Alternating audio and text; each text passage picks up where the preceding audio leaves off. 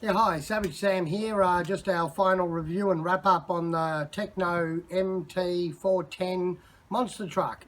As you would all well know, I've put this truck through absolute hell and back in the last 10 days or so. We've basically put 30 packs through it, through half pipes, skate parks, BMX tracks, race tracks, bashing, crashing, you name it. I think the truck's been through a pretty good hiding. Throughout the duration, I've been amazed at how well this truck has held together. The kit went together perfectly at the start, didn't have any issues with it from start to finish.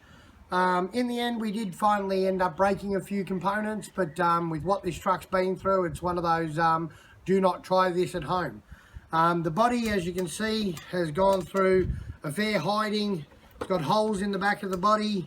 We got each time the tyres ballooned, it's spooled up and damaged both sides of the body. We cracked all the way across here, but that's basically from where the painting that I did, where I cut from the inside, it's cracked.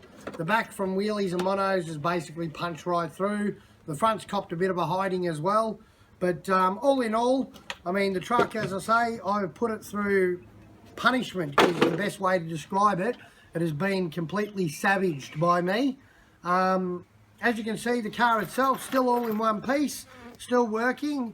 One area in the last run we had is the spur gear. The pinion came loose and allowed the spur gear to move forward a bit, which has basically stripped half the spur gear. The spur gear is still working, still rolling, but it only has half its teeth there width-wise, so that'll need to be replaced, but I mean at a cost of $10. It's a very cheap item. Probably the most damage, the body posts are still, you know, they're ground back considerably, but they haven't broken as yet. The one area we did break is the front bumper. You can see here on the front bumper, if I hold the car up a little bit, that we snapped it through. I mean, look, 40, 50 foot in the air into concrete. It was inevitable something was going to break, and the bumper bar was the area that went. Otherwise, arms, knuckles, chassis, everything, drivetrain. I did have to straighten one of the dog bones in the rear that had a little bit of a whoop whoop happening from a decent hit, but as far as any mechanical failures so that the car stopped working, we didn't have any of those whatsoever. You can see the bottom of the chassis has been punished. The videos that you would have been watching would show how much the truck's actually been through, and Tekno have absolutely smashed out a winner with this truck. It has it's withstood everything I could throw at it and just kept trucking. An area we had a failure was in the battery strap. One of the straps broke down the bottom where it pulls, I think about day 4 or 5, and 2 days later the other strap went.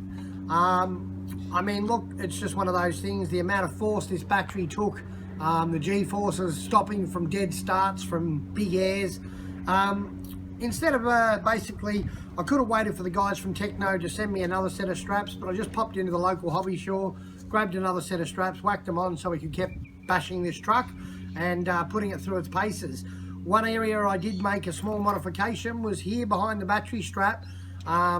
If you can look in closely on that, is I've just put in a little bit of a rubber block. It's about 5 mil in width, and that's just to stop the battery being able to move backwards and touch the center drive cup from the center diff. Because of what we were putting the truck through, the battery was able to slide backward and forward, causing the battery itself to go back very close to that drive cup. So I chose to just glue in a block so that way the battery, you can pitch the truck up via the battery. And I included some Velcro on the bottom of the battery tray so that you've got the 2 straps and you've also got the Velcro on the bottom. But as you can see, the truck and battery now are well connected. There's no movement. The new geometry on the front of this truck gives it some pretty good steering. And all in all, I think they've built themselves a bulletproof truck. Tekno, well done. I think you've done a Tekno-tastic job.